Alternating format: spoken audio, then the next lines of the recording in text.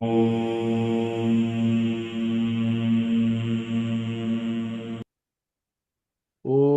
Vangme Manasi Pratishthita Mano Me Vachi Pratishthhitam Aviravirma Edi Vedasya Manistaha Shrutam Me Ma Prahasi Ranena Aditena Aho Ratran Sandadami Rutam Vadishyami Satyam Vadishyami Tanmamavatu Tadvaktaram avatu mam avatu vaktaram Om Shanti Shanti Shanti Narayanam Nikila Purna Gunaikadeham Sarvajñam Achyutamapeta Samasta Dosham Pranasya Sarvachit Achit Parameshwarasya Shakshad Adishwaramiyam Sharanam Ramesham. So, good morning, good afternoon, and good evening to folks who have joined us for the 10th part of Aitareya Upanishad Chintana. As you know, Aitareya is also called Mahabhuti Shruti. Yeah, it is such an important Upanishad. In our Dasho Upanishad, Aitareya is one of the bigger Upanishads.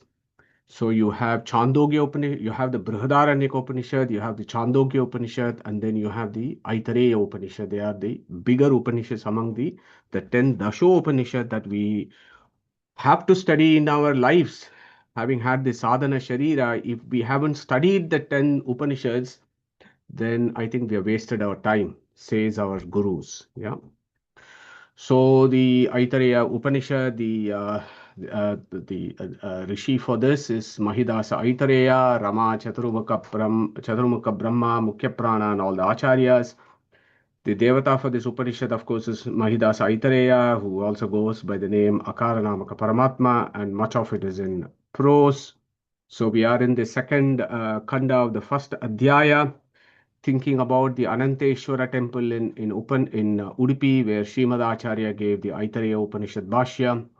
We do an entry into the substance of Aitareya Upanishad, and there are very many concepts that are discussed, as we know, in this Upanishad, and we are currently looking at ukta vidhya, which is the second kanda of the first adhyaya of the first pragataka of the Aitareya Aranyaka, which becomes the Upanishad. Uktam uktam iti vai prajaha vadanti tadidameva uktam yameva prithvi ito hi idam sarvam uttishtati yadidam kincha tasya agnir arkaha annam ashitayaha annena hi idam sarvam ashnute अंतरिक्षमेव उक्तम अंतरिक्षम वा अनुपतन्ति अंतरिक्षम अनुधावयन्ति तस्य वायुरर्कः अन्नम अशीतयः अन्नेन हि इदं सर्वम् अश्नुते असाध्योरुक्तम् अमुतः प्रदानात् यदिदं सर्वम् उत्तिष्ठति यदिदं किञ्च तस्य असावादित्यो अर्कः अन्नम अशीतयो अन्नेन हि इदं सर्वम् अश्नुते इति अधिदैवतम्. Okay, so those are the amazing verses that we are currently looking at in the Ukta Vidya. So hopefully we will be able to complete the Adidaiva Upasana of Ukta Namaka Paramatma. So what is the essence of this? And we looked at the practical applications of how to approach this Ukta Vidya in our daily lives. And we said the easy formula for this is just go to the backyard, sit on the ground, look at the sun. The sun is the Dhyau, the earth is the Prithvi, the space between the sun and earth is the Antariksha. And you do the Upasana of Brahman in these, because with our limited senses, that is all we can do. Yeah, we can't do anything beyond this. All that we have access to is earth. In our solar system, we are in this solar system. All that we can do is look at earth, look at the sun and the space in between, and have this chintana of Paramatma here, who is all pervasive, right? Tadeva anupravishate, as we have seen. And we have to do this contemplation in Prithvi, Antariksha and Dhyau in the Brahmanda. And then in the Pindanda, you can also do the same Prithvi, Antariksha and Dhyau Upasana in Pindanda, which becomes the Adhyatma. And in Brahmanda, it becomes the Upasana in Adidaiva, because Brahmanda has got portfolios of various Tattva Bhimani Devatas who look after Prithvi, who look after Antariksha, who look after Dhyau in our Vedic system. So we do Upasana in Adidaiva. And these guys also have the Tattvabhimani Devatas also have a portfolio in our Pindanda or in our bodies, and we do Upasana in our bodies. So wherever in the Upanishads we go, this is the essential formula, okay? Everywhere it will either be Adideva interpretation or Adhyatma interpretation, and you first start off externally, and then you go in for internal contemplation, which is what the Aitareya is telling us. Mahidasa Aitareya is telling us through his teachings to Rama, Chaturmukha, and all else. Tadidameva uktam yameva prithvi itohi idam sarvam uttishtati edidam kincha. So this is what we did last week. We looked at the Prithvi Chintana. In Prithvi, how do we do Upasana of this Ukta? So what did we learn last time? Every Upasana of Brahman in the Vedic system always has Adhishtana, Vahana, Bhogya, Anna. So any worship that you do will always bring in Adhishtana. You actually bring the Brahman or your Abhimani Devata that you are worshipping into that Pratima that you are worshipping, Adhishtana. Then you look at the Vahana, then Bhogyam, Annam, Naivedya. So that is the system of worship. Okay, that is exactly what Aitareya is doing here. And when he said Tad idameva uktam iyameva prithvi, he said this prithvi is ukta. Vishnu is ukta. Vishnu is independent creator. Vishnu is the independent creator of the real universe. And the first example he took is Prithvi. Yameva Prithvi. This Prithvi is ukta. So there we understood. So this is where this idea of sarva shabda vachyatva is so profound in Aitareya Upanishad, and we just need to pause at every key word that we come across and then look at sarva shabda vachyatva chintana of Brahman or Vishnu. So Prithvi means what? In the colloquial sense, Prithvi means earth. It could also mean Dhara Devi, who is the 27th in the Vedic pantheon. She is the Abhimani Devata of Prithvi. It could also mean her. But ultimately, in the Paramamukya Vritti, as we call it, in the ultimate sense, when you look at the etymology of words, Srimad Acharya gives us the etymology of what does Prithvi actually mean. Pratitaha Prithvi Nama. Pratitaha, that which is renowned, well recognized and famous. Prithu Vistare, that which is all pervaded is called Pratitaha Prithvi Nama. That which is all pervaded is called Prithvi. Okay, so that is the Vedic sense of it. Okay, not the literal sense of Prithvi means earth. No, what pervades earth is this Brahman. So ultimately he is called Prithvi. Because he is called Prithvi, and he is the Antaryamin of Dhara Devi. Dhara Devi gets the name Prithvi, and this world gets the name Prithvi. So that is how you derive the Paramamukya Vritti and Mukhya Vritti.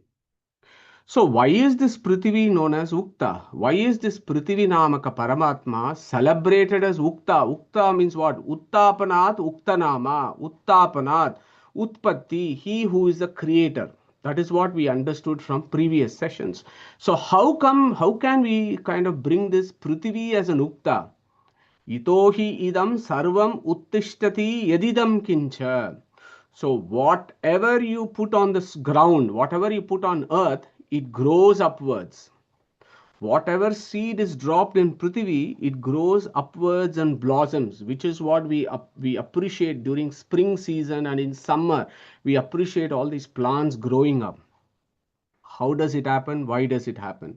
We are not talking about biology or botany. We are talking about not how it happens. We are talking about why does it happen in this way. So we are talking about the why of it, not the how of it. How of it is the sphere of science. Why of it is the sphere of philosophy and Vedantic philosophy or Vedic philosophy. So the seeds grow up because Prithvi Namaka Paramatma is pervaded in this, is the Aitareya's teaching here. So when we go to the garden and stand on the ground and appreciate our plants growing in spring and summer, we should think about what Mahidasa Aitareya is teaching us, saying that this Prithvi is Prithvi Namaka Paramatma. He is Ukta because Itohi idam sarvam uttishtati yadidam kincha. Tasya Agnir Arkaha is what we saw last week in great detail. Tasya Agnir Arkaha. And Srimad Acharya gave us the etymology of Arka. Arka can mean so many things. One of the, in modern Sanskrit or Devanagari, Arka means the sun. Okay. So Arka means the sun, but in archaic, ancient Vedic Sanskrit of the Upanishads, Arka has got so many other meanings, and that is why we need to be very careful when we look at the Upanishads, and we have to do it only through a Guru Mukha. We have to sit next to a Guru and learn it. That is why it's called Upanishad, not opening a textbook and reading some silly transliterations that are out there. No, Upanishad, we have to do it with Guru Mukha. When we do that, when we take Srimad Acharya's Bhashya, Arka, Aranam Gamanam Yasmad Arkaha Shigra Gatitvataha. That which moves fast is called Arka. So in that sense, there are so many things in the universe that moves fast. Okay, they can all be called Arka. Okay, but in our Aitareya Upanishad study, what did it start with? It started with Yesha Pantaha, Etat Karma, Etat Brahma, Etat Satyam, Tasmat na Pramadye. That is what the very first line of Aitareya Upanishad there, Yesha. Yesha means this. This means who? The one that is worshipped in the Mahavrata Yajna. The one that is worshipped in the brhatisahasra. That is what is Esha. So that is what is being worshipped here. And how is that Mahavrata Yajna happening? It is in the Shena Kunda. It is in the Kunda which is the form of the Garuda. Garuda moves very fast. We know that Garuda moves very fast. That is why he is also called Arka. Okay. But when we have this Garuda Pratika as Kunda, then we also understood last week that it doesn't mean just this bricks, but actually it means the Pratima of Garuda, and the contemplation is inside this Kunda is Garuda. The Kunda has got this Agni. So inside the Agni is the Garuda. That is the contemplation there. And we also understood that in Prithvi, the highest form of worship is Agni. And in this brhatisahasra, the way we worship is when you go to a havan, you can actually look at Agni. There are so many ways which we did last week about understanding of Agni Upasana in our Upanishads. And here it is here is a novel way of worshipping Agni in our havan, particularly when it is in the brhatisahasra, where we worship Agni. Inside Agni is Garuda. Inside Garuda is this Antaryamin who is called Suparna, and the Suparna is carrying the Vishnu. So here the Suparanamaka Paramatma is carrying Vishnu. The Suparanamaka Paramatma is inside Garuda. Garuda is carrying Vishnu. And so that is the levels of contemplation. And then ultimately, why do we do that? Because Garuda is the Abhimani of Vedas. Without Garuda's blessings, there is no way we can understand the Vedas. If we don't understand the Vedas, there is no scope of understanding Narayana himself. Okay, so we contemplate Garuda inside Agni. So this Agni is Arka. So how do we reconcile this? We looked at the formula there. Very much helpful to do a quick review of this. Agni of the Mahavrata is the topic here. Fire is in Shena Kunda. Shena is the Vahana. Inside Agni is Garuda. Garuda is the Vahana of Vishnu in Agni. Garuda is the Vahana of Vishnu in Prithvi, where Agni is the highest Pratika of the Lord. So these are all the concepts that Mahidasa Aitareya wants us to understand when we do brhatisahasra mantra. In addition, in Garuda is Suparanamaka Namaka Paramatma as Antaryamin. The Lord who is inside Garuda is carrying himself. So the carrier and the carried are the one and the same. So this is a very unique upasana of the Vedic system, where it is Narayana, it is Brahman who is doing everything. Okay, so that is what is Na Aham Karta, Harihi Karta that we were discussing last week. So what is that? It is not a mere statement, but actually it is Paramatma who is doing everything. Tad eva anupravishat. He is inside everything, giving every object its reality, its volition, its ability to know things or being an objecthood of knowledge. He does all this simultaneously in all his creation, always. Okay, so that is why we call him as Sarvottama, Sarva Uttama. You and me cannot be Sarvottamas. We don't even know what is happening outside our house. Okay, let alone things no, happening everywhere in the universe. Yeah, yadidam kincha tasya agnir arkaha annam ashitayaha. So that was a very beautiful mantra that we did last week. Annam ashitayaha. Okay, this ashitayaha is a very significant word. What is ashiti? Ashiti means 80. Ashitayaha means in plural. Group of 3. So 80 times 3 is 240. Okay, so we did that in brhatisahasra, the structure of the brhatisahasra, where you have a block of 240 mantras in Gayatri Chandas, 240 mantras in Ushnik Chandas, and 240 mantras in Brihati Chandas. So here Mahidasa Aitareya says, when you are worshipping this Brahman in this Agni who is inside Garuda, you are giving ahuti, right? So that first set of ahuti, bhogyam, annam, the ahuti that you give, the naivedya that you give. So when you do upasana in Prithvi, the first set of mantra that is given is the anna for this Prithvi Namaka Paramatma. This Ukta's Anna is this 240 mantras that you celebrate this Brahman in Gayatri Chandas. Okay. Then we also understood why should it be in Gayatri Chandas that you have to give? Why not in Ushnik Chandas or Brihati Chandas? There we understood that the Gayatri Chandas Abhimani Devata is Swaha Devi. Swaha is the consort of Agni. What is happening here? It is the Agni that is there in this Kunda. So you have a link between Swaha and Agni. Swaha is the Abhimani Devata of Gayatri.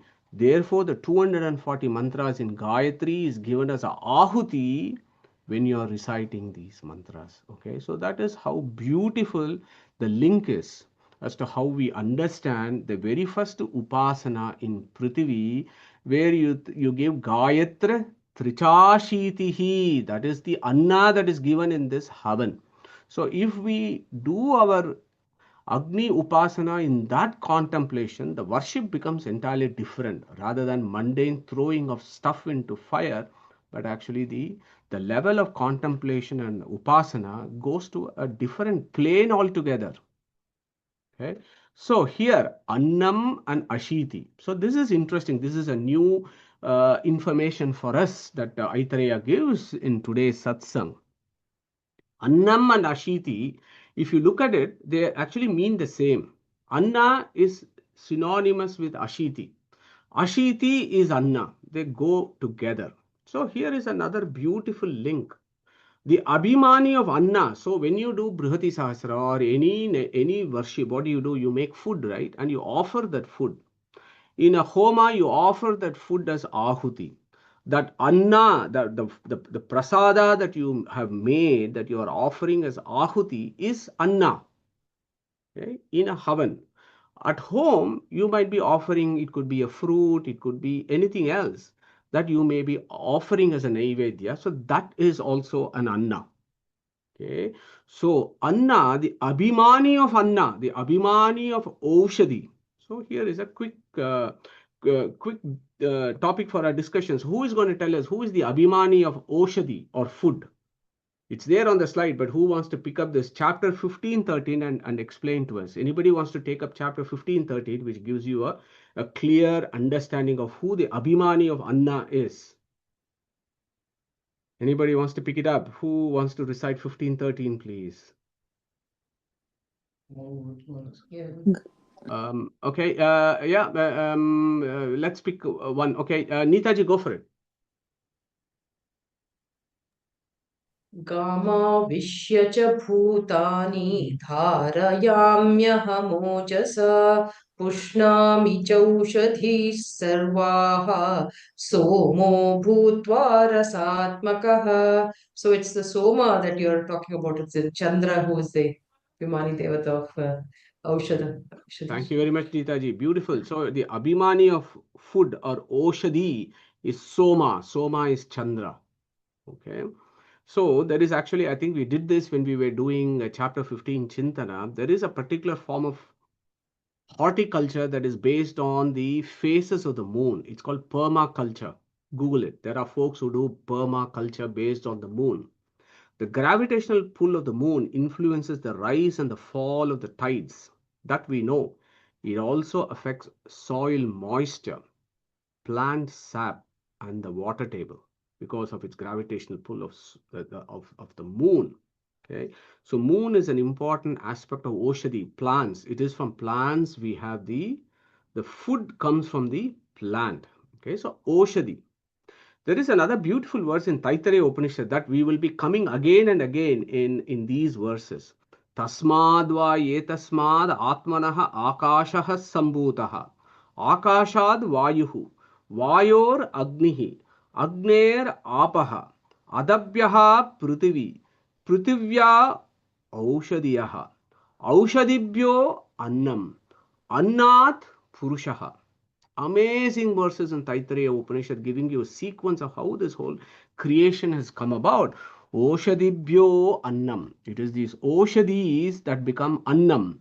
And that is what Krishna has said, Oshadihi sarva somaha bhutva. Of course, he says in that verse that even the controller of Soma is me. But we can understand that in the Tattva Abhimani Devata concepts, food, Anna, Oshadi, Chandra is Abhimani. Chandra also is important for brhatisahasra. Okay, so this is a new idea for us. Chandra Devata is the presiding deity of the Manas. Okay, there are various presiding deities of the Manas. Chandra is one among them. Look at Purusha Shukta. Chandrama Manaso Jataha Chakshor Suryo Ajayata Mukhad Indrascha Agnischa Pranad Vayu Rajayata. So this particular verse becomes very important when we do Adhyatma Chintana of Ukta Vidya. Look at the Chandrama Manaso Jataha. Chandra comes from my mind. So Chandra is Abhimani of the mind. Okay, there are various other Abhimanis. Of course, here Garuda is very important. Garuda, Sesha, Rudra, they are all Abhimanis of the mind. Chandra is Abhimani of the mind. Indra is also Abhimani of the mind. Brihaspati has a portfolio. Then, of course, all the other guys, Saraswati, Bharati, Mukhya Prana, Chaturmukha Brahma, Shri Tattva, and ultimately Paramatma. So, there are so many Abhimanis, but never forget Chandra. Link in your Purusha Shukta here. So that is where the link here is Annam Ashitayaha. Anna and Ashiti, they are synonymous because the Abhimani of Anna is Chandra, and the Ashiti, the brhatisahasra mantra also has got Chandra's influence.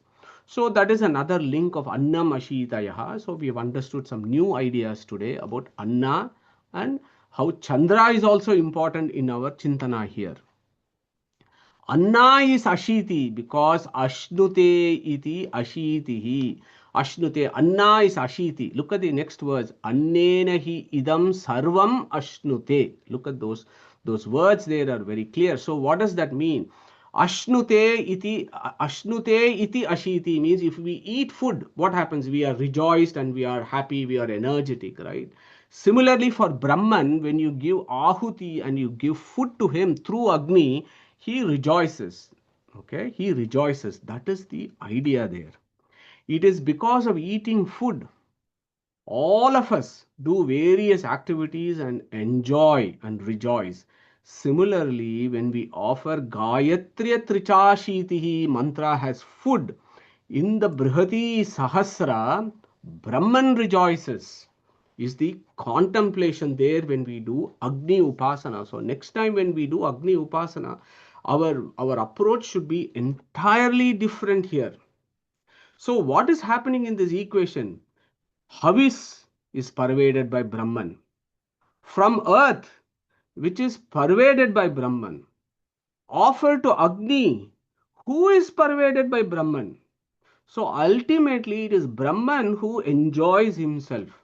Bhoktru and Bhogya, they are the same in this equation because it is Brahman who's pervaded everywhere. So that is the highest levels of contemplation that Mahidasa Aitareya teaches through Aitareya Upanishad. Aikya Chintana Paramatma. That is the Aikya Chintana, not Jiva and Brahma are the same. No. It is Brahman enjoying himself. That is what is the Aikya Chintana of Paramatma is Aitareya Upanishad. Okay. Very, very important, because that is the reason why Krishna has given these verses for us in 9:16 and 4:24. So I'm going to request Pratibha Achar and Anandji, who also raised their hands last time. So to pick one of the verses each, please. 9:16 and 4:24. So maybe Pratibha ji, you may want to take up 9:16, and Anandji, if you could do 4:24, please. Thank you, Ramji. Aham karturaham yajnaha swadaham aham aushadam mantroham ahame vajam aham agnir aham hutam. ब्रह्मार्पणं ब्रह्महविः ब्रह्माग्नौ ब्रह्मणाहुतं ब्रह्मैव तेन गन्तव्यं ब्रह्मकर्मसमाधिना. Beautiful. Thank you very much, Anandji and Pratibha ji. So when we look at this, it becomes very, very clear when 9:16 and 4:24. If you look at that Aikya Chintana of Paramatma as taught to us by Mahidasa Aitareya, by taking how that Prithvi, how you do that yajna, it fits in very, very beautifully. Okay, so again, that is what our gurus teach us, right? One should always study the Gita in the context of the Prasthana Trayi. That is, you have to take Upanishad Prasthana, you should take Sutra Prasthana. Of course, you should keep the Sutra Prasthana on the top. Then you have Gita Prasthana, and then you have Upanishad Prasthana, and you resolve and understand all this within this framework. So when we do that in this framework, 9:16 and 4:24 is absolute samanvaya there with regards to what Mahidasa Aitareya is teaching us when he says Tadidameva uktam yameva prithvi itohi idam sarvam uttishtati yadidam kincha tasya agnir arkaha annam ashitayaha annena hi idam sarvam ashnute. So Paramatma is the enjoyer of all our activities. Okay, so there can be no doubt about this. Look at these verses that I have summarized for our Chintana: 5:29, 9:24, 9:26, 15:9. Bhoktaram, Bhokta, Ashnami, Upasevate. So they all talk about the Paramatma accepting and enjoying all our activities. Okay, here is a small pause where we have to think about this a bit more. Okay, this guy is Aptakama. There is nothing that Paramatma needs to have to fulfill himself. He is always in his infinite blissfulness. He is ever satisfied. Just because you and I offer some food does not mean he is going to accept and he is going to be happy with this.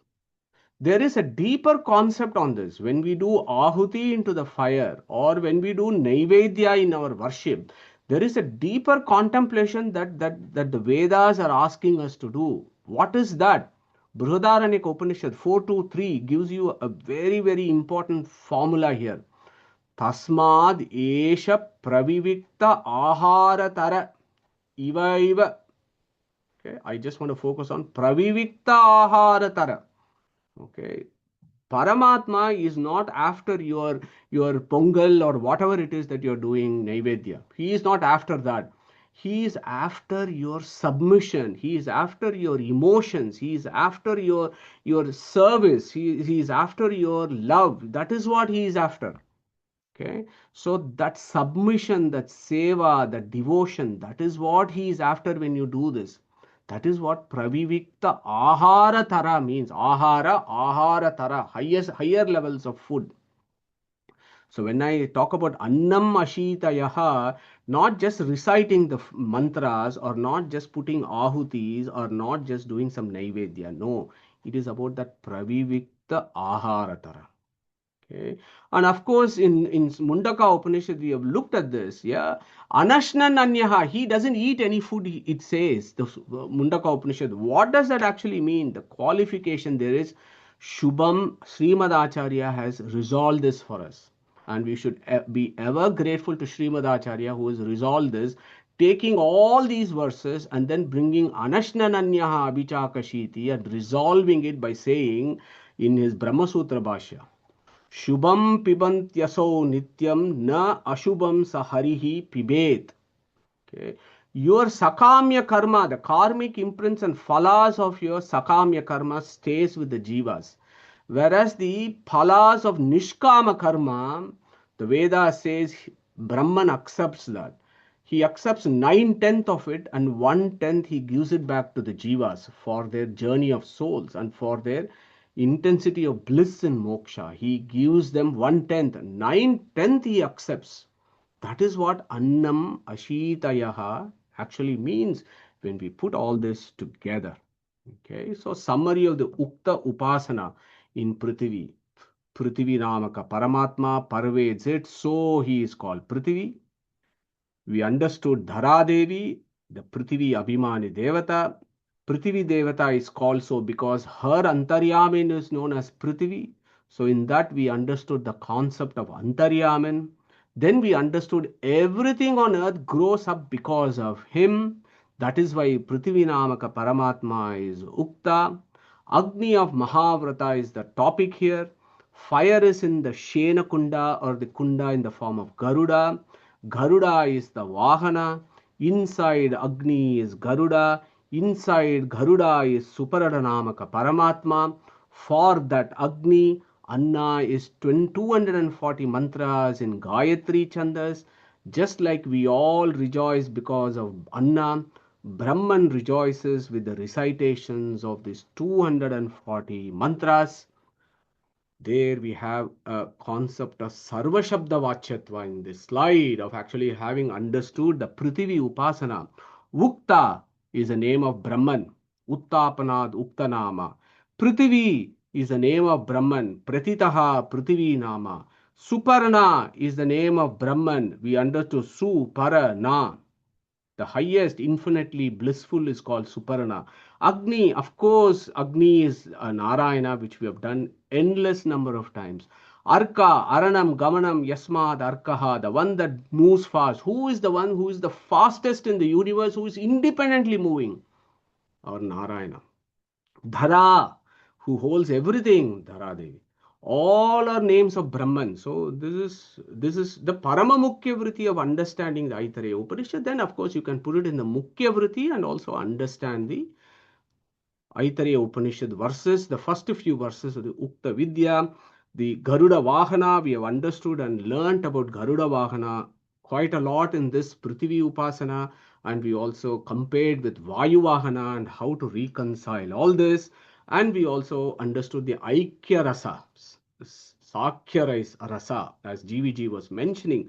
Bhoktru and Bhojya are all the same. Then we can bring the Gita verses in this equation and understand what is it that Krishna is talking about. Krishna is thinking about what he taught Rama Devi in the Aitareya Upanishad. He's thinking about that. Gita is a summary of the Upanishads, and when we have understood what Prithvi Upasana has been taught, Gita becomes very easy to understand.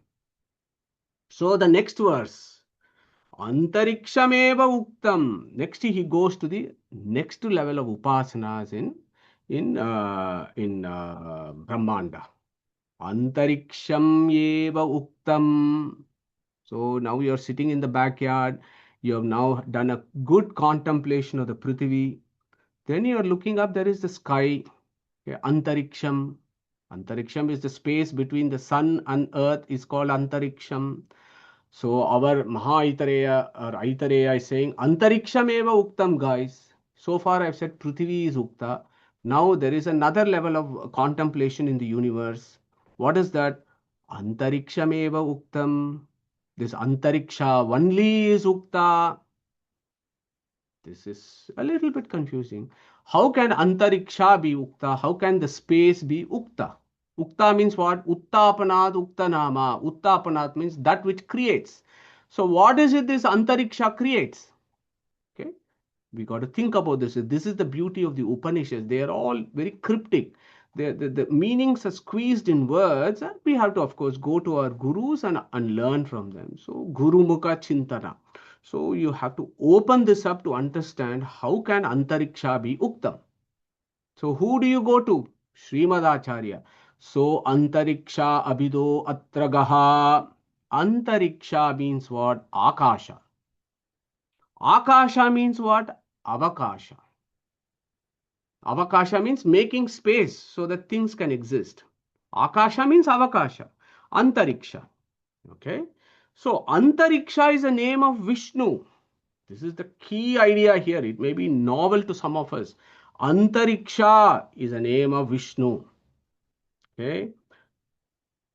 Here are some of the ideas that I've listed in this slide, which is complicated, but it gives you a summary. It gives us a summary of how to do that Antariksha Upasana or Akasha Upasana next time when you go to your backyard.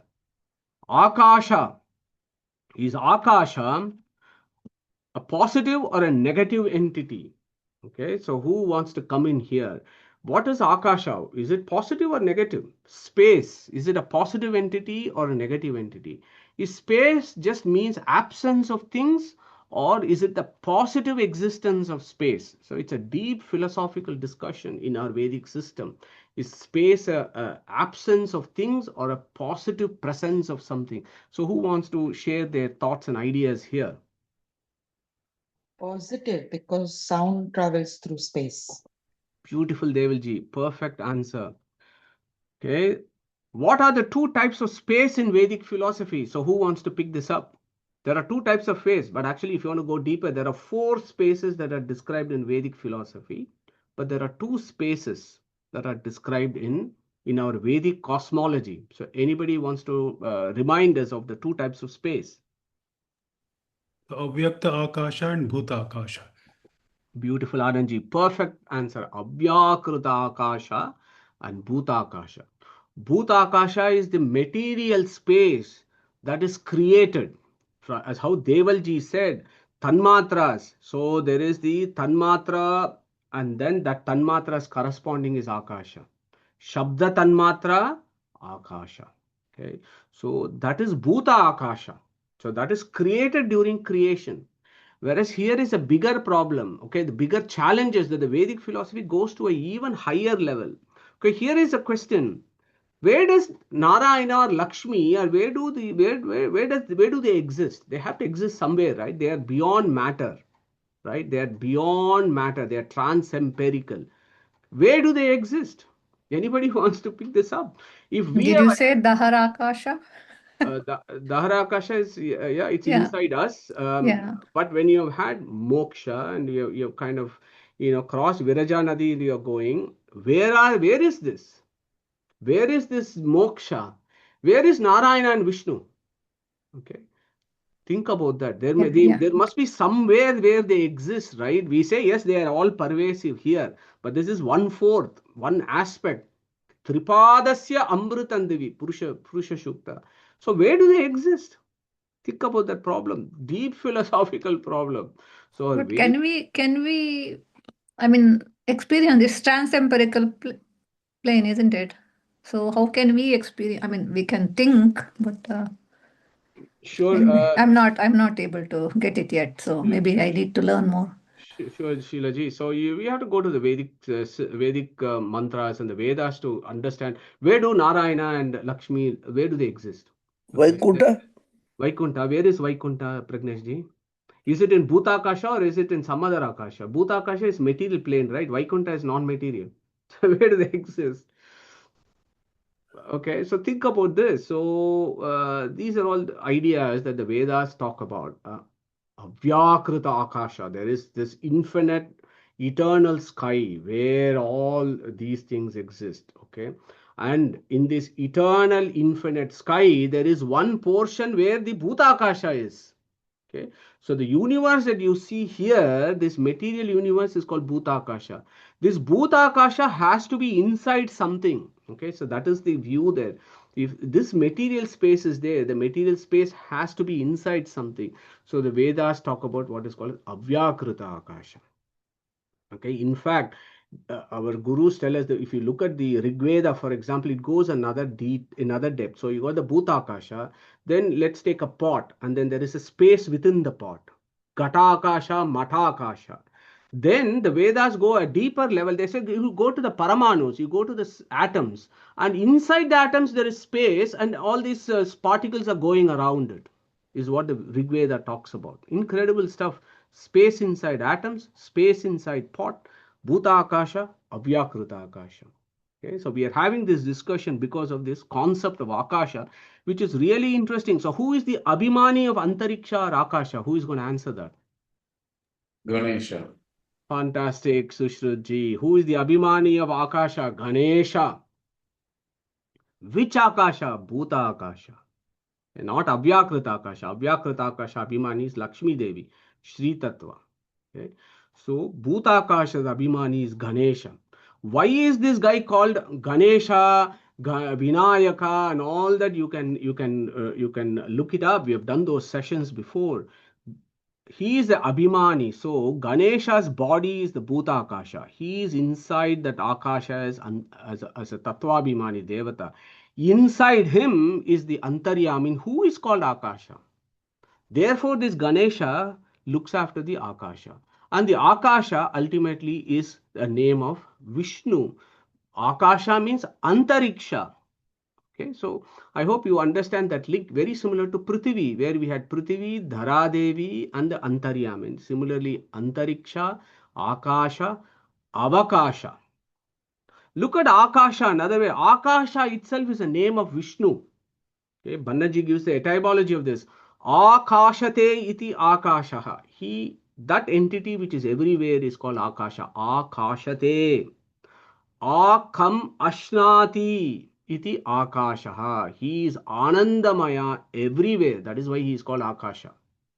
There is an important sutra that many of us will be very familiar with. Akasha Stallingat 1-22. Aitareya Upanishad. Kohyevanyat kahapranyat yadesha akashaha anando nasyat. Akashaha. So there is a discussion in Brahma Sutra who this Akasha is, which our Veda Vyasa resolves as Akashastallingat. Akashate akam ashnati. Chandogya Upanishad. Asya lokasya khagatir akasha iti hovacha. Sarvani hava imani bhutani akashadevas. Sam utpadyanta akasham pratyasyam. Yant akasho hi eva ebhyo jayan akashaha parayanam. Chandogya Upanishad talks about Akasha as Brahman. Akasha, Antariksha. Tasmadva etasmad atmanaha akashaha sambhutaha. Okay, Akashad Vayuhu. We are coming to this. This Aitareya Upanishad verse is very relevant to this Aitareya Upanishad verse. Where this this Aitareya talks about the sequence of creation. Atmanaha Akashaha Sambhutaha. There that Atmanaha can mean Paramatma, or it can also mean Rudra in one sense. Here Akashaha means the Antaryamin of Ganesha, or it can also mean that this Ganesha is the son of Shiva. So there's so many ways of understanding this Aitareya Upanishad. So first point there is Akasha. When we go out and look at the sky, let us not just think about the material sky, that Akasha should immediately remind us this Akasha is the name of Paramatma. Akashate, Akam Ashnati, Akashastallingat, that our Veda Vyasa has taught us. Akasha means Paramatma's name. Antariksha means Paramatma's name. He is inside this Ganesha who is the Abhimani of Antariksha. That is why Ganesha has that portfolio and he is able to do his activities. So that is one view. So Antariksho Abhido Atragaha. There is another etymology Acharya gives when you look at Antariksha or Akasha. Antaha Ikshaha. Antaha Ikshaha. Antaha Ikshyate iti Antarikshaha. That is the etymology, sarva shabda vachyatva of Brahman, as to how Antariksha means Brahman. Why? And as Sheelaji pointed out, Dahara Vidya, he is inside somewhere, right? Antaha. Okay. Brahmavid apnoti param tadesha abhyukta satyam jnanam anantam brahma yo veda nihitam guhayam parame vyoman. Vyoma means akasha, space. Parame vyoman, the highest space. That fellow who is inside that space, inside us. In that guha, there is the jiva, and inside the jiva is the paramatma, is the anatomy of where the soul is and where the jiva is and where the paramatma is. That is discussed in the Dahara Vidya of Chandogya Upanishad. Go and check that out. We have done it before. That is where we see him. Yada pashyaha pashyate rukmavaranam, Mundaka Upanishad said. We, the souls, see him there in that vyoma, parame vyoma, antaha ikshate, because he is seen by the great yogis. Aparoksha jnanin see him in deep contemplation inside them. That is what we should see. That is what we should aim for, to be the aparoksha jnanin. Means that we have bimba rupa sakshatkara. We are able to see our bimba rupa. The pratibimba, which is the jiva, is able to see the bimba, who is the antaryamin. That is what is called antaha ikshate. The other meaning, of course, is he is inside the jivas and controlling them. Yeah, antarikshaha. Yeah. Bimba, the independent controller of pratibimbas, which is very beautifully discussed in Rig Veda, as we know, that Rupam Rupam Pratirupa verse. And of course, Prashna Upanishad. So in the Rig Veda, we had image and object.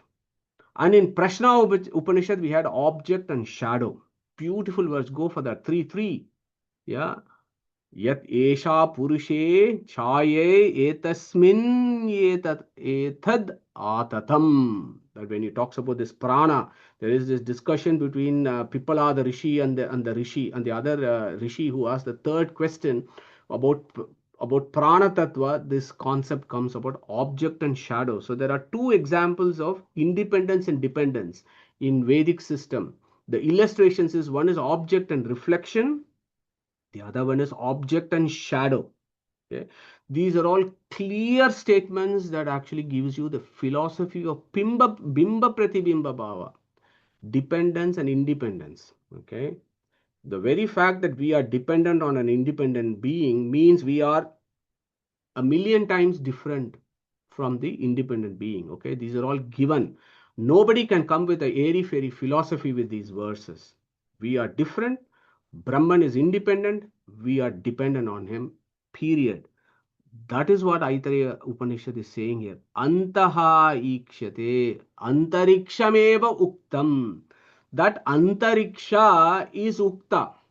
So we have still not done this. What is it that he has created? Ukta means what? Uttapanat uktanama. Uttapanat means creating. What is this antarikshanama paramatma? Akashanama paramatma. What has he created for us? Because we are all selfish beings, right? We always use people and throw them. And he's telling us that this is what Brahman has done for you. When you go in your backyard and look at that. Antariksham eva anupatanti, antariksham anudavayanti. Paramatma created space, material space. Tasmad va etasmad atmanaha akashah sambhutaha. Of course, we don't think about these deeper questions. We just walk around, do things without even understanding why on earth is this space there. Who created this damn space? Do we ever think of it? We don't. Who created space? We don't think of it. But our rishis, our Vedic philosophy wants us to think about these deeper questions. And when we think about the deeper questions, then we will understand the greatness of the Supreme Lord who has created this. Supreme Lord has created space so that because of the hollowness in space, birds can fly. Antariksham va anupatanti. Antariksham anudhavayanti. You and me can go in cars or go in chariots, or we can fly in aeroplanes. Look at the shape of the aeroplane. Looks like V to me when I look at this. They are like that because This Vishnu has created space for us to carry about with our activities. Imagine in the creation, the first thing that came was the space. The sequence is very important. Atmanaha akashaha sambhutaha. Without there is space, nothing else can exist. After akasha only others. Vayu, then Agni, then water, then Prithvi. So the sequence is very, very clear. The first thing is the akasha. Antariksham va anupatanti, antariksham anudavayanti. Because of hollowness in space, we can fly and move about. Okay, that is why Antariksha is ukta. This Antariksha, Prakash ji, go for it.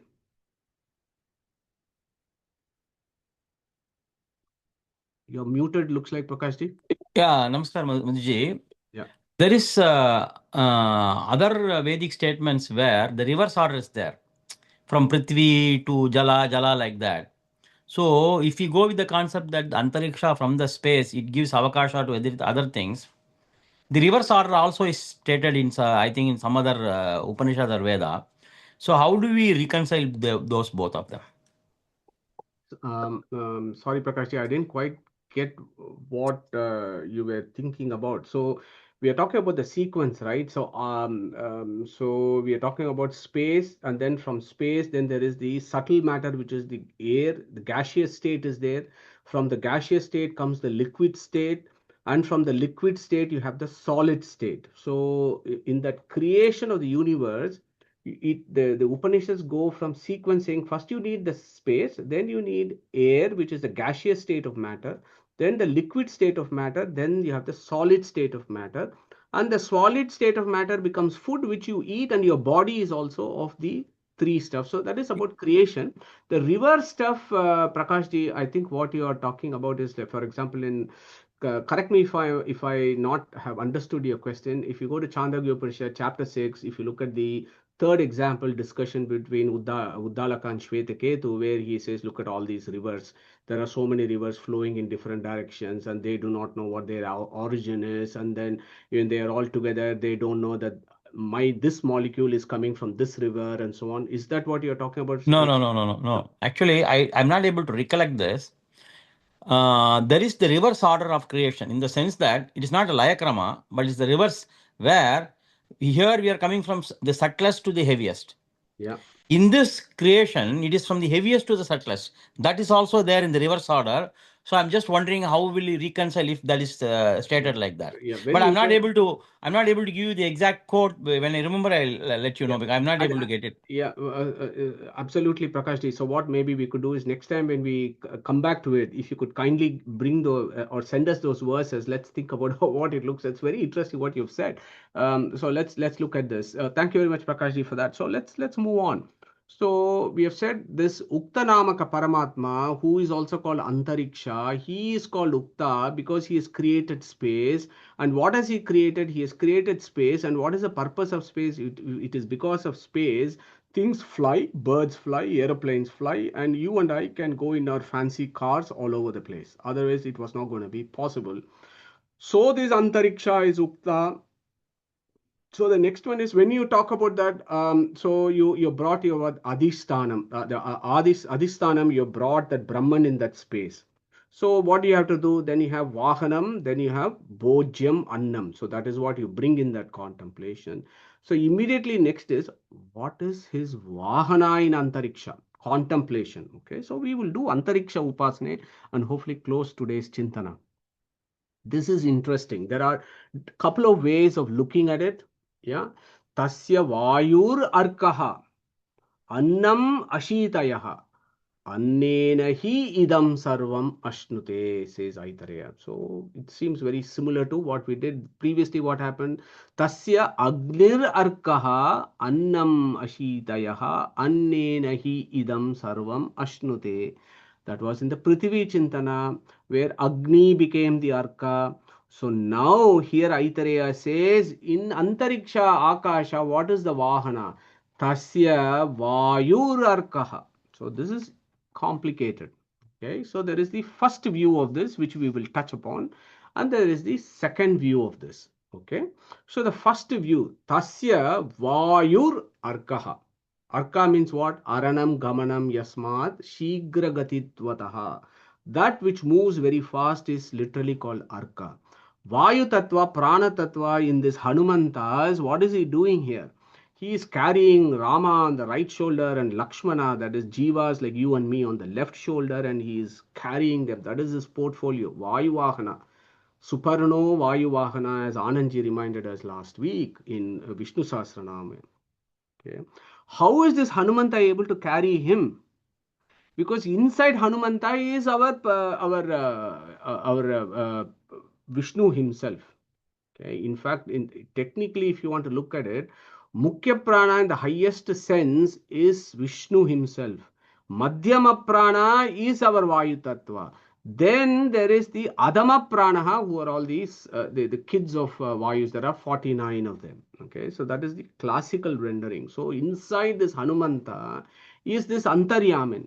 So here, just like how the Suparna carries Vishnu himself, the Suparna Antaryamin in Garuda carries Vishnu. Similarly, Vayu, the Antaryamin Vayu, who is inside the Vayu Tattva, is carrying himself. Okay, so that is the Chintana there. The carrier and the carried are the same. Vayuhu Arkaha. And of course, Vayu, I'm never tired of reminding ourselves what this Vayu Tattva means. Va, Aya, U. Va, strength, Aya, knowledge, U, Utkrishta. The highest levels of strength and knowledge is with Hanuman. When we read Ramayana, we know that. Vayabandhane, that which holds the universe, the planetary systems together. Okay. Vayu Kurma, then there is Vishnu Kurma. So you have the Sesha, then you have the Vayu Kurma, then there is the Vishnu Kurma, is the philosophy. Sesha is the Abhimani of gravity. Inside him is the Prana Tattva, who is the Vayu Kurma.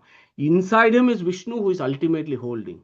Okay, so Vayabandhane can mean our Vayu, or it can mean the Paramatma himself.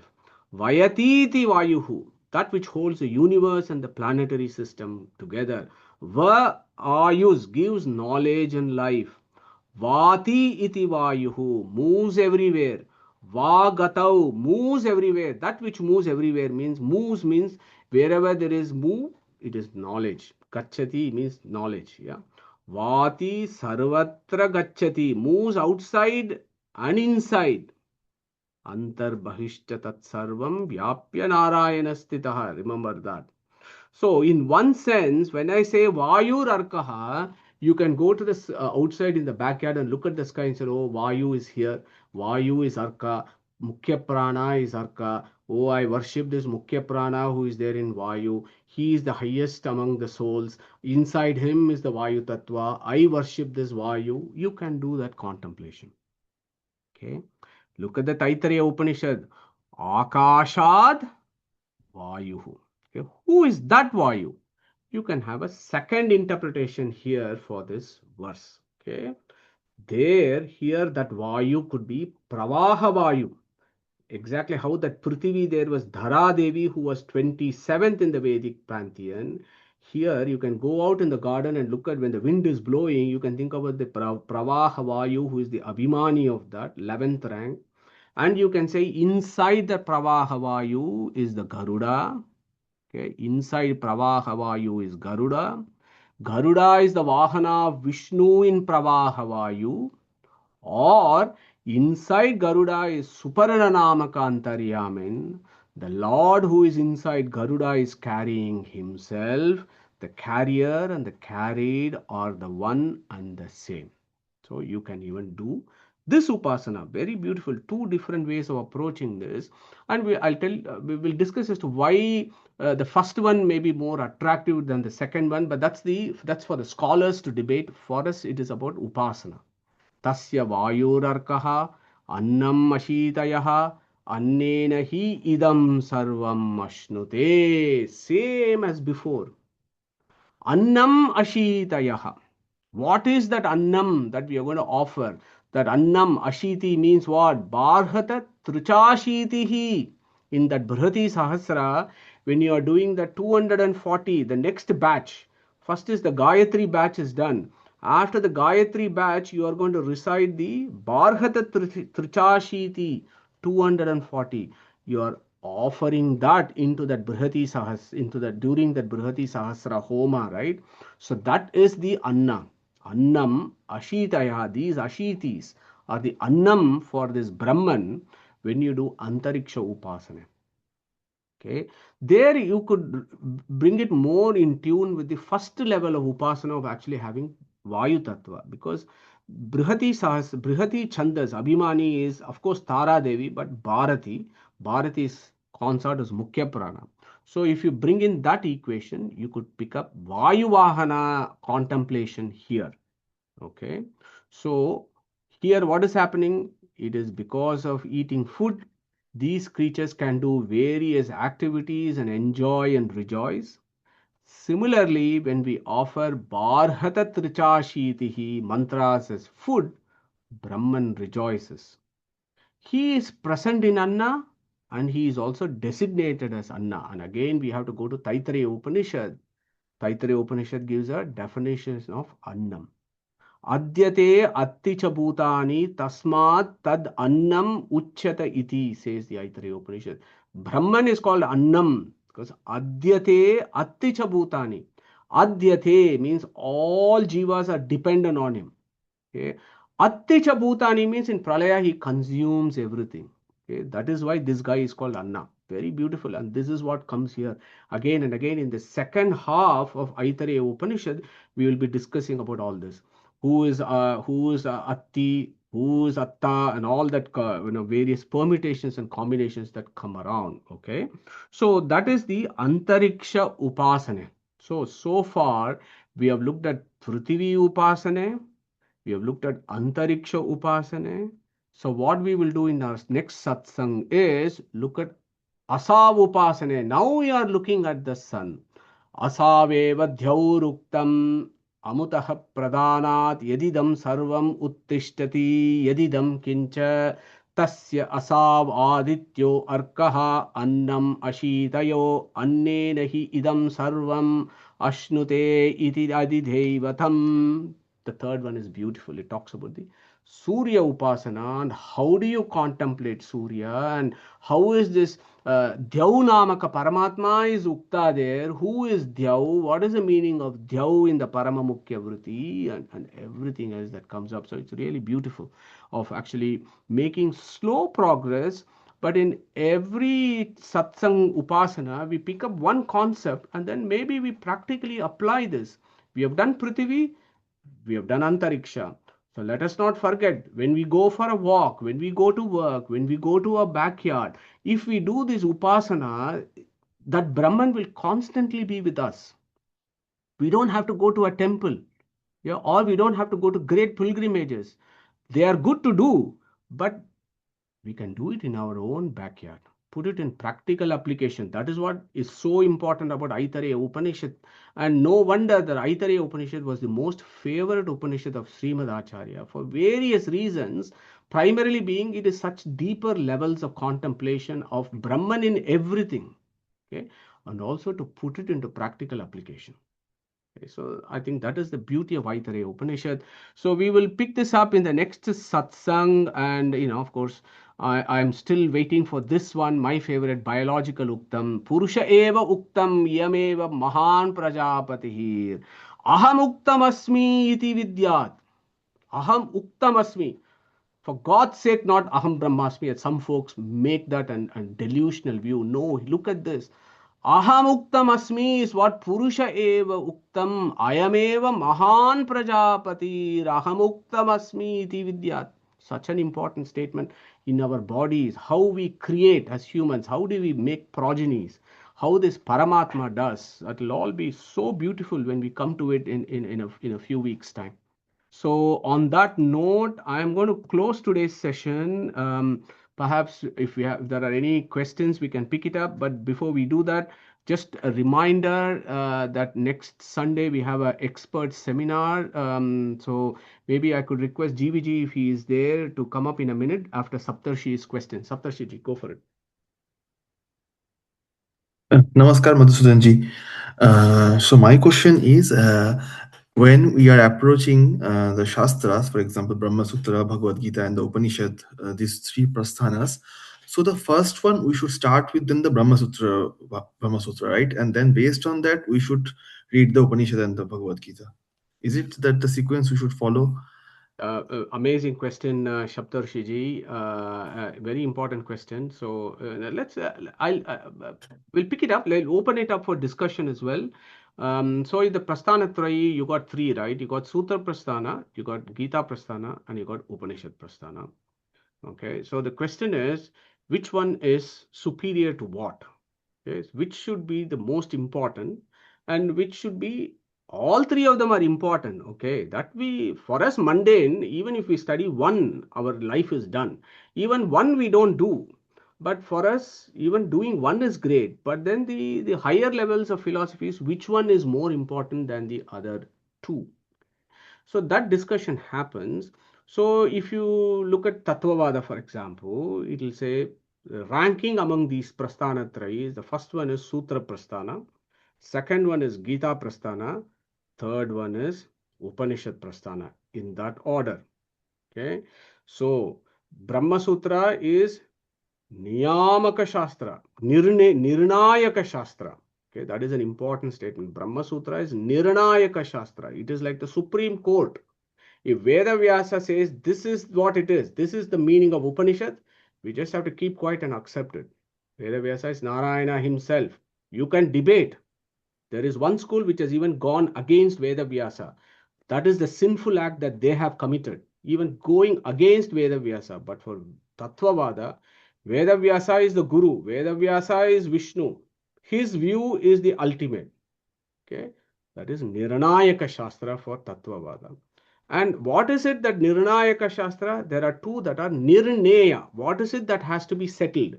Gita and the Upanishads have to be settled in the sense that they have to be understood with the rules of interpretation that is given in the Brahma Sutra.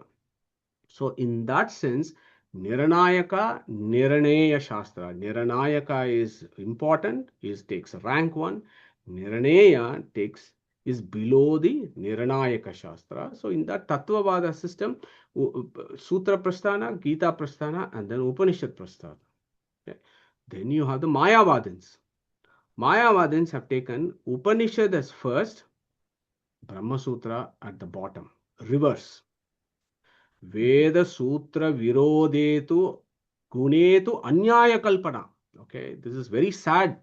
And their system is, if there is a conflict between sutras and Upanishads, reject the sutra, take the Upanishad. Basically saying reject the Guru and then make your own airy-fairy philosophy. That is what it is. Which Tattvavada rejects and says that does not put our Veda Vyasa on the highest pedestal. Here is a system of Mayavadins that actually goes against Veda Vyasa. For those who are classic readers of philosophy, probably need to explore and understand this, but that information is not out there. People don't have access to these kind of information and they make their own airy-fairy assumptions. But fundamentally, that is what it is. When you read the Brahma Sutra Bhashya of the two schools, there are situations where Veda Sutra Virodetu Gunetu Anyaya Kalpana do other meaning. The Mayavadi. So for them, Upanishad is the highest, Sutra is the lowest. Various systems. So the question here is, for us, what should we do? I go by what Bannanji, my gurus have taught me. Okay, Prabhanjanacharya. I'll tell you about my own personal experience with Prabhanjanacharya. This is about 10 years ago, perhaps 12 years ago. And I went to his house. I was having this conversation about exactly what you asked, Saptarshiji, which one we should start studying. So this is about 12 years ago.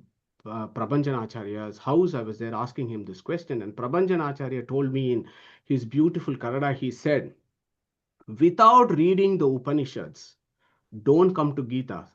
Without reading Gita and Upanishads, you will never be able to understand Brahma Sutra. So that was his advice to me, and I have stuck to it. I said, if I have to understand Gita, we have to first learn the Upanishads. because Gita is a summary of the Upanishads. And if we have to understand the sutras, because the 564 sutras basically take references from various Upanishads. They take Vishaya Vakyas from Upanishads and dissect them out. Without reading the Upanishads, how are we going to understand how this is being dissected out? Okay, so if you look at that view, I am following what Prabhanjanacharya has taught me to say that spend your time studying the Upanishads, then everything else will fall into place. Sorry, I've gone on for a very long time just to explain which So, one is important. Over to you, Saptarshiji, and then Pragnesh. yes, so basically what I have understood, so we can think in this way that, let's say, okay, I am a knave into this field. Okay, I don't know anything. First I read the Upanishads, okay? And as Gita is the summary of Upanishads, I will read the Gita. And then I came to the Brahma Sutras. But again, after Brahma Sutras, I should go back to the Upanishad and the Gita, because Brahma Sutra is decisive, because I may have some confusion while reading the Upanishad and the Gita. And then, okay, I have some confusion, but the meaning mentioned by Veda Vyasa, then that should be the decisive factor I have to accept. Correct. And okay, understood. So in that case, if some school, they already have their own meaning of the Upanishads, writing a commentary on the Brahma Sutra is not required for them, right? Like it makes makes no sense in that case. And I agree with you, Saptarshiji, very well put, because it's the Mastaka and Pustaka equation. Yeah, Mastaka, Pustaka. Don't never forget Mastaka, Pustaka. We should only look at Pustaka, not put our Mastaka hypothesis. Yeah, we may want to put in Buddhist equation into Vedic philosophy. That is different. But Tattvavada and the real Vedic philosophy is establishing Hari Sarvottamatva. Okay, not Hari Nirgunatva. It is to establish Hari Sarvottamatva is why the Vedas have come, and we stick to that. So you and me, okay, we are mundane souls. We are the lowest of lowest souls. Do we have the yogyata to go and understand Brahma Sutra? Even Mukhya Prana and Chaturmukha Brahma are still taking pata from Hayagriva Namaka Paramatma in Moksha, talking about Brahma Sutra, says the Vedas. Where are we? The lowest for us is the Upanishads. We have to start with the Upanishads, then climb gradually. I think very well put, Saptarshiji. Thank you very much for that comment. Pragneshji, you had a question or a comment? I had a comment. I am just a simpleton, and in the mundane lowest form, I was referring to this because I have come to these classes from the COVID time, starting with Gita, and therefore I was reminded of the Gita Dhyanam first verse, Sarvo Panos Sadogavo Dugda Gopal Randanam Partho Vatsa Sudir Bhokta Dugdam Gita Mritam Bhahat. So having a grandchild in front of my eyes of 3 months, I can see the simile that, as we all know, that Gita is the ark of all the Upanishads, and for a simple person, maybe that is where I have started. So that's my own journey. Thank you. Super, Pragneshji, thank you. So I think that I think what Saptarshiji is saying is very relevant. It's not compartmentalized that you do this, then you do that, then you do that. You can do everything simultaneously as long as you understand what is the importance of each. Because it has to be iterative. So you have to go and then come back again. You can do the sutra, again come back to the Upanishad. And then even in the sutra, it says smaryatecha. Veda Vyasa himself refers to Gita, okay? Smaryatecha. Go to this Smriti. Which Smriti? Gita. Veda Vyasa himself teaches that because he himself is a composer of Gita as well, right, Pragneshji? So Veda Vyasa is the composer of Bhagavad Gita. Veda Vyasa is the composer of Brahma Sutra. And he has compiled the Vedas for our benefit. So our Veda Vyasa is in all three. Yeah, and the first two is important. This is interesting in the ranking also. It is sutra. First is the sutra, then it is the Gita, then it is the Upanishad in the Tattvavada system, because the first two are composed by Veda Vyasa. Veda Vyasa is Sarvajna Narayana himself. Upanishad Veda is under his control. So again, in that catcher, I just cannot understand how Upanishad can be higher than Sutra and Gita. Veda Vyasa has composed it. Is he not Narayana himself? You're bringing down Narayana by putting that ranking. Okay.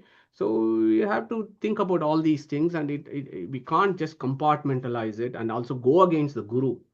Guru Ninda, what a sin it is to go against the Guru. And some folks have gone against Veda Vyasa. God only has to save them. Okay, so on that note, if they don't have any other questions, shall we close today's session? And can I request Sushruji to recite Om and we close today's session?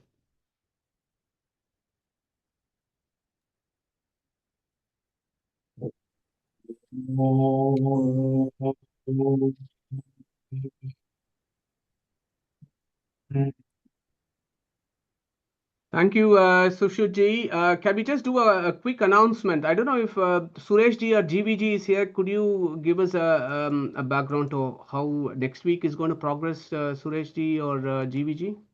I am here, Madhuji. Yeah, go for it.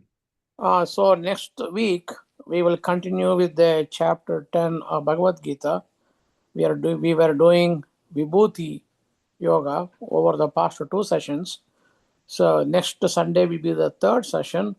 We will have a guest speaker. His name is Jayakrishna Nalamangala.